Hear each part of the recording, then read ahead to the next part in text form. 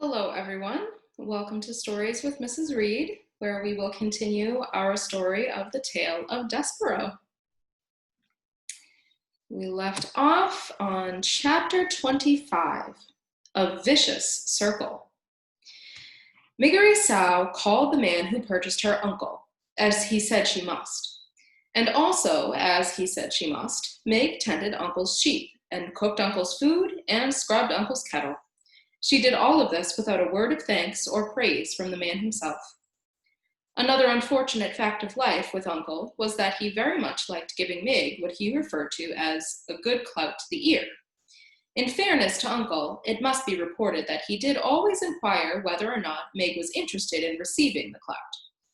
Their daily exchanges went something like this. Uncle: I thought I told you to clean the kettle. Meg: I cleaned it, Uncle. I cleaned it good.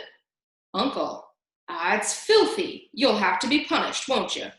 Meg: Gore, Uncle, I cleaned the kettle. Uncle: Are you saying I'm a liar, girl? Meg: No, Uncle. Uncle: Do you want a good clout to the ear, then? Meg: No, thank you, Uncle, I don't.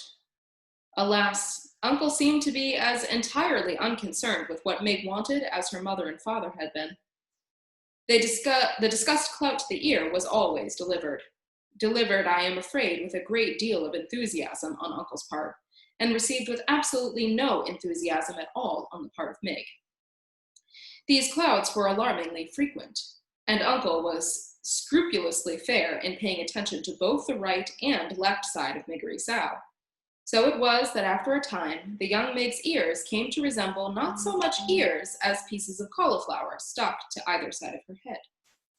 And they became about as useful to her as pieces of cauliflower.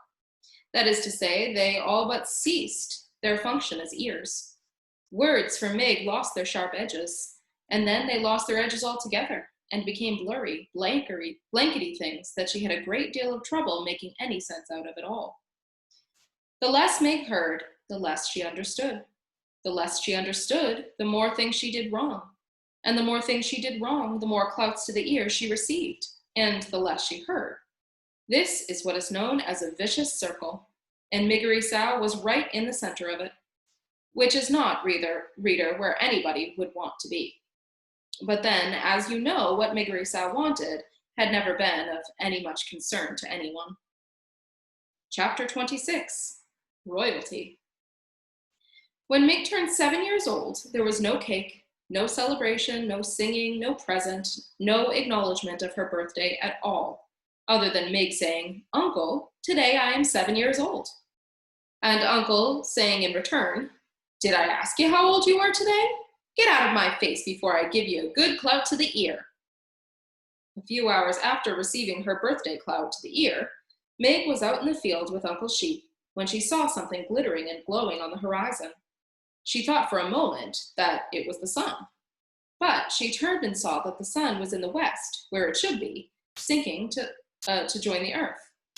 This thing that shone so brightly was something else. Meg stood in the field and shaded her eyes with her left hand and watched the brilliant light draw closer and closer and closer, until it revealed itself to be King Philip and his Queen Rosemary, and their daughter, the young Princess P. The royal family was surrounded by knights in shining armor and horses in shining armor, and atop each member of the royal family's head there was a golden crown. And they were all, the king and the queen and the princess, dressed in robes decorated with jewels and sequins that glittered and glowed and captured the light of the setting sun and reflected it back. Gore, breathed Meg. The Princess P was riding on a white horse that picked up its legs very high and set them down very daintily. The P saw Meg standing and staring, and she raised a hand to her. Hello, the Princess P called out merrily. Hello, and she waved her hand again. Meg did not wave back. Instead, she stood and watched, open-mouthed, as the perfect, beautiful family passed her by.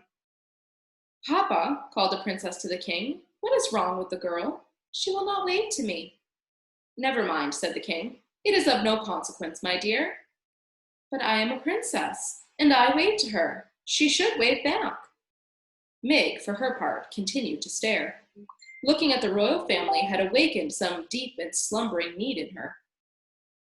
It was as if a small candle had been lit in her interior, sparked to life by the brilliance of the king and queen and the princess. For the first time in her life, reader, Mig hoped. And hope is like love, a ridiculous, wonderful, powerful thing. Mig tried to name this strange emotion. She put a hand up to touch one of her aching ears, and she realized that the feeling she was experiencing, the hope blooming inside of her, felt exactly the opposite of a good clout. She smiled and took her hand away from her ear. She waved to the princess. "Today is my birthday," Mig called out. But the king and the queen and the princess were by now too far away to hear her. "Today," shouted Mig, "I am 7 years old." Chapter 27. A Wish. That night, in the small dark hut that she shared with Uncle and the sheep, Meg tried to speak of what she had seen. "Uncle," she said. "Eh?" "I saw some human stars today." "How's that?" "I saw them all glittering and glowing, and there was a little princess wearing her own crown and riding on a little white tippy-toed horse." "What are you going on about?" said Uncle. "I saw a king and a queen and an itty-bitty princess," shouted Meg. "So?" shouted Uncle back. "I would like," said Meg shyly. "I wish to be one of them princesses." "Ha!" laughed Uncle. "Ha! An ugly, dumb thing like you? You ain't even worth an enormous lot I paid for you. Don't I wish every night that I had back that good hen and that red tablecloth in place of you?" He did not wait for Meg to guess the answer to his question. "I do," he said. "I wish it every night. That tablecloth was the color of blood. That hen could lay eggs like nobody's business." "I want to be a princess," said Meg. "I want to wear a crown." "A crown," Uncle laughed. "She wants to wear a crown." He laughed harder. He took the empty kettle and put it atop his head. "Look at me," he said. "I'm a king. See my crown? I'm a king just like I always wanted to be. I'm a king because I want to be one." He danced around the blue hut with the kettle on his head. He laughed until he cried.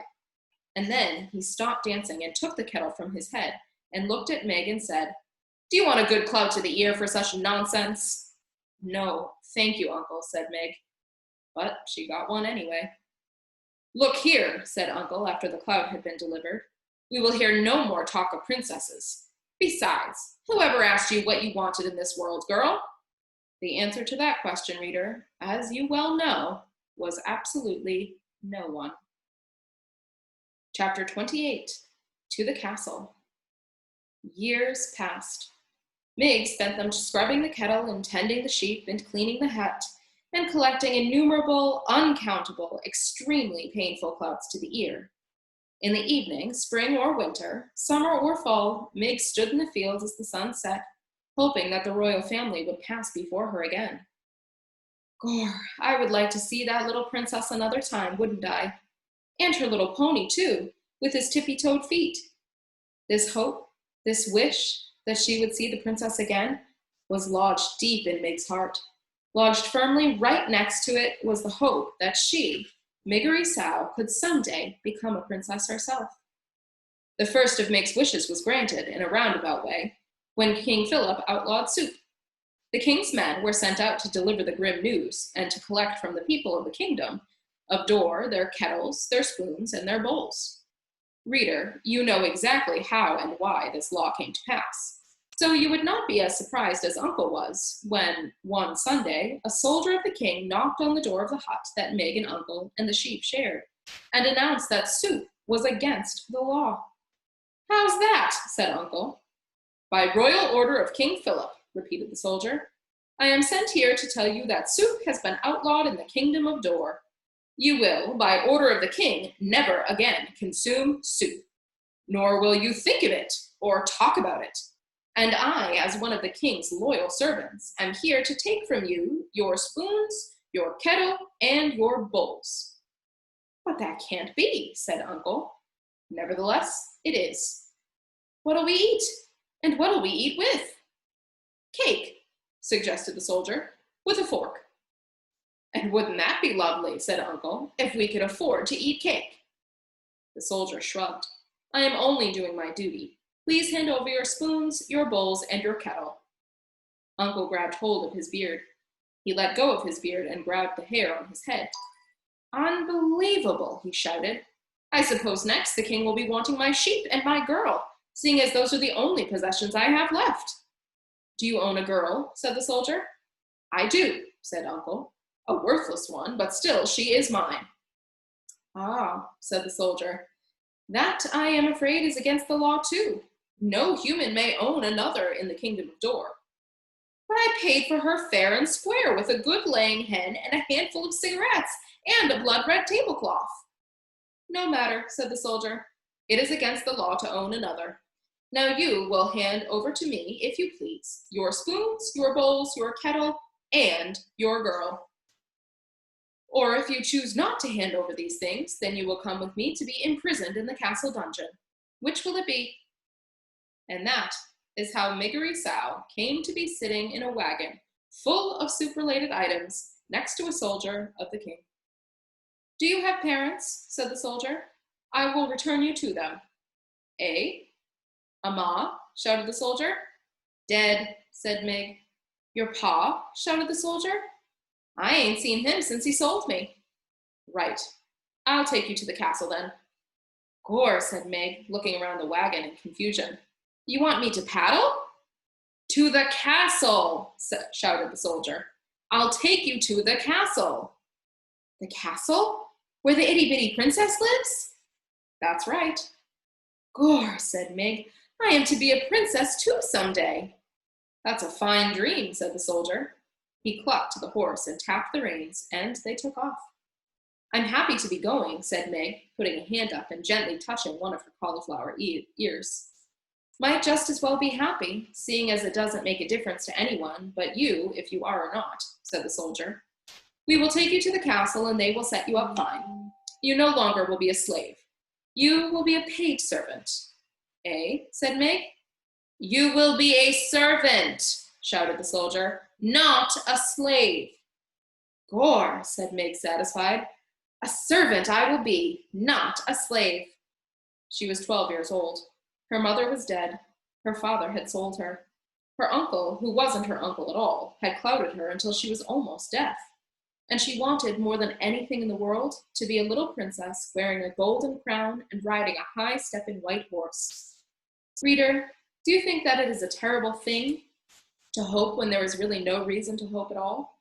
Or is it, as the soldier said about happiness, something that you might just as well do, since, in the end, it really makes no difference to anyone but you? Chapter 29. Start with the curtsy and finish with the thread. Miggery Sow's luck continued. On her first day on the job as a castle servant, she was sent to deliver a spool of red thread to the princess. Mind, said the head of the serving staff, a dour woman named Louise, she is royalty, so you must make sure you curtsy. How's that? Shouted Meg. You must curtsy, shouted Louise. Gore, said Meg. Yes'm. She took the spool of thread from Louise and made her way up the golden stairs to the princess's room, talking to herself as she went. Here I am, off to see the princess. Me, Miggery Sow, seeing the princess up close and personal like.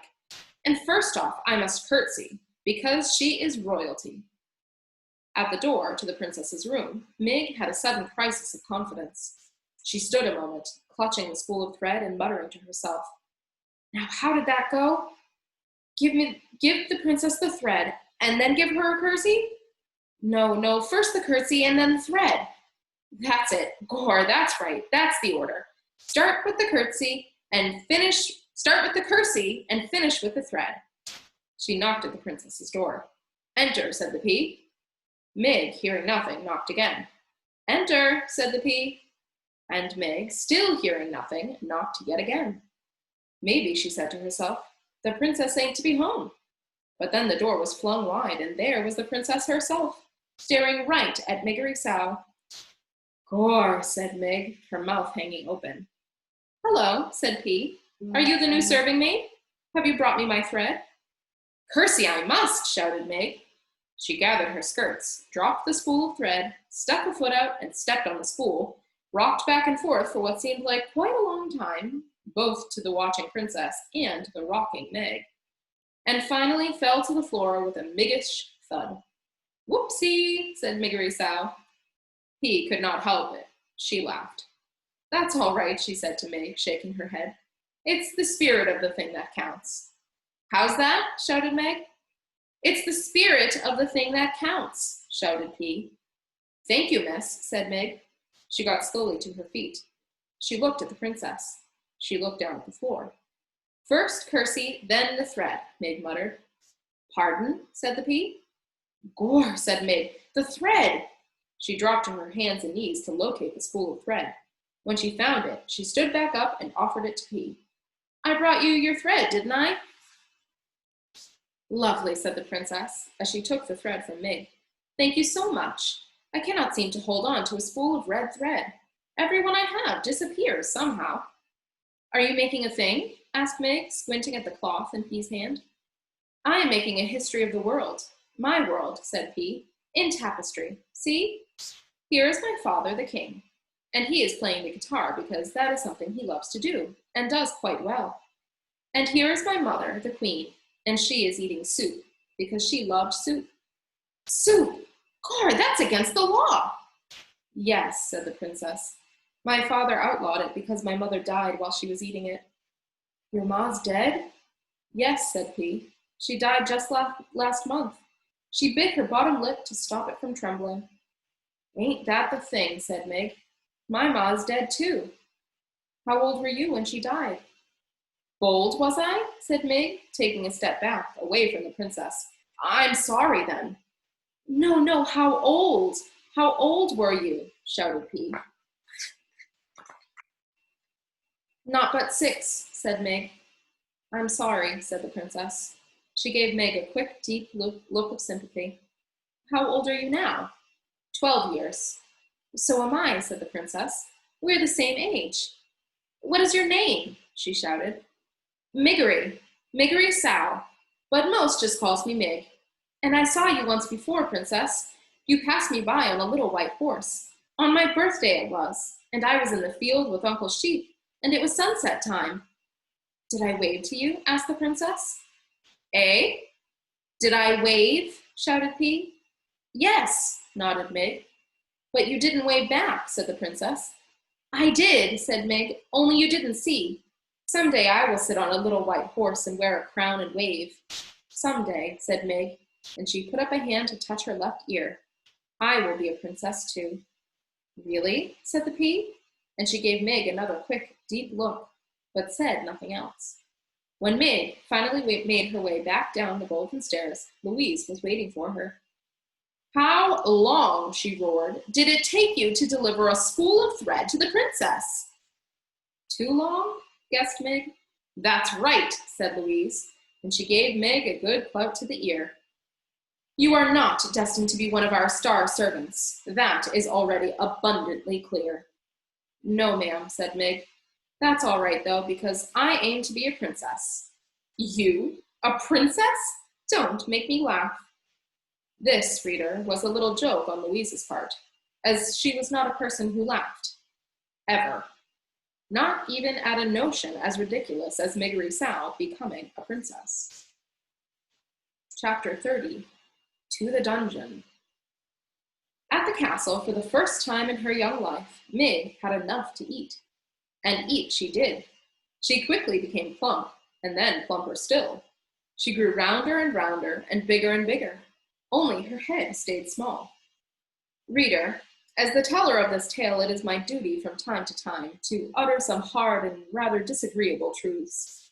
In the spirit of honesty, then, I must inform you that Mig was the tiniest bit lazy. And, too, she was not the sharpest knife in the drawer. That is, she was a bit slow-witted. Because of these shortcomings, Louise was hard-pressed to find a job that Miggery Sow could effectively perform in quick succession. Mig failed as a lady-in-waiting. She was caught trying on the gown of a visiting duchess. A seamstress, she sewed the cloak of a riding master to her own frock and ruined both. And as a chambermaid, sent to clean a room, she stood open-mouthed and delighted, admiring the gold walls and floors and tapestries, exclaiming over and over again, "Gore, ain't it pretty? Gore, ain't it something then?" and did no cleaning at all. And while Mig was trying and failing at these many domestic chores, other important things were happening in the castle. The rat in the dungeon below was pacing and muttering in the darkness, waiting to take his revenge on the princess. And upstairs in the castle, the princess had met a mouse, and the mouse had fallen in love with her. Will there be consequences? You bet.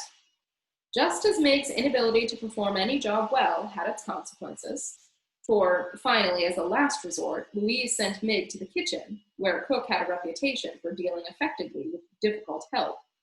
In Cook's kitchen, Meg dropped eggshells on the pound cake batter. She scrubbed the kitchen floor with cooking oil instead of cleanser. She sneezed directly on the king's pork chop moments before it was to be served to him. "Of all the good-for-nothings I have encountered," shouted Cook, "surely you are the worst, the most cauliflower-eared, the good-for-nothingest. There's only one place left for you, the dungeon." "Eh?" said Meg, cupping a hand around her ear. "You are being sent to the dungeon. You are to take the jailer this noonday meal. That will be your duty from now on." Reader, you know that the mice at the castle feared the dungeon. Must I tell you that the humans feared it too? Certainly it was never far from their thoughts. In the warm months, a foul odor rose out of its dark depths and permeated the whole of the castle. And in the still, cold nights of winter, terrible howls issued from the dark place, as if the castle itself were weeping and moaning. "It's only the wind," the people of the castle assured each other. "Nothing but the wind." Many a serving girl had been sent to the dungeon bearing the jailer's meal, only to return, white-faced and weeping, hands trembling, teeth chattering, insisting that they would never go back. And worse, there were whispered stories of those servant girls who had been given the job of feeding the jailer, who had gone down the stairs and into the dungeon, and who had never been seen or heard from again. Do you believe that this will be Meg's fate? Or I hope not. What kind of a story would this be without Meg? "Listen, you cauliflower-eared fool," shouted Cook. "This is what you do. You take the tray of food down to the dungeon, and you wait for the old man to eat the food, and then you bring the tray back up. Do you think you can manage that?" I reckon so," said Meg. "I take the old man the tray, and he eats what's on it, and then I bring the tray back up. Empty it would be then. I bring the empty tray back up from the deep downs." "That's right," said Cook. "Seems simple, don't it? But I'm sure you'll find a way to bungle it." "Eh?" said Meg. "Nothing," said Cook. "Good luck to you. You'll be needing it." She watched as Meg descended the dungeon stairs. They were the very same stairs, reader, that the mouse, Despereaux, had been pushed down the day before. Unlike the mouse, however, Meg had a light. On the tray with the food, there was a single flickering candle to show her the way. She turned on the stairs and looked back at Cook and smiled. "That cauliflower-eared, good-for-nothing fool," said Cook, shaking her head. "What's to become of someone who goes into the dungeon smiling, I ask you?" Reader, for the answer to Cook's question, you must read on. And that, my dear friends, is where we will end for today. Yet another cliffhanger, and we will have to wait until Monday to see what happens next for our friend Miggery Sow in the dungeon. Have a great day.